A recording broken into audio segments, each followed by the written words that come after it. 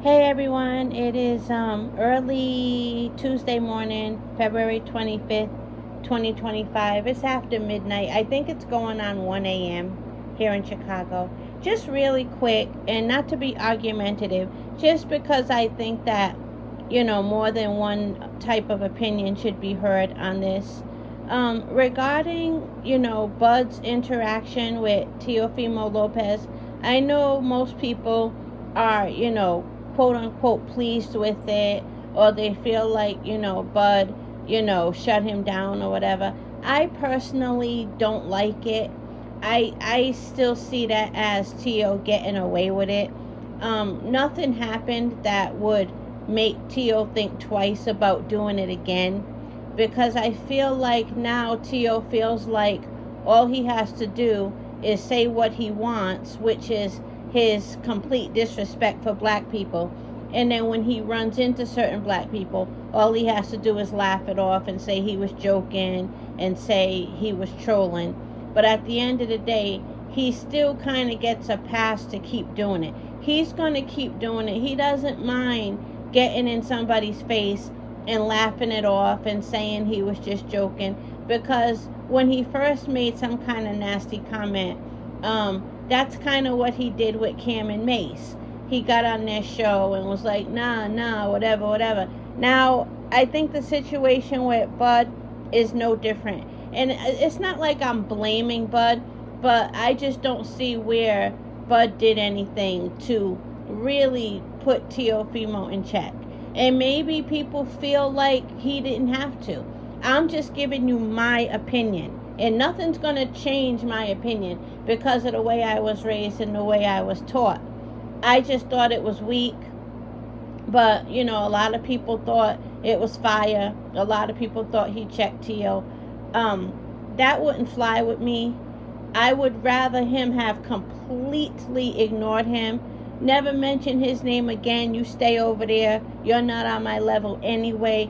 I would rather that personally than to have the confrontation where, Tio gets to pretend it was not a big deal or pretend he was trolling. He's gonna do it again because he doesn't see anything to stop him.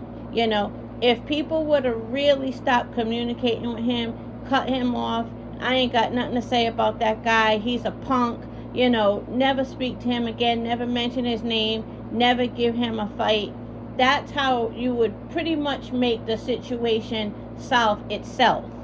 Because he'll at least know that we don't find it funny. We're not looking for you to explain it. We're not looking for you to say you're sorry. You said what you said because that's how you feel. Just don't fuck with him. But, the whole arms around him and, tell him what you told me, and he gets to I don't know. I wasn't feeling it. I know most people, based on what I've seen and heard, I know that most people disagree, but I don't like that. I didn't care for that.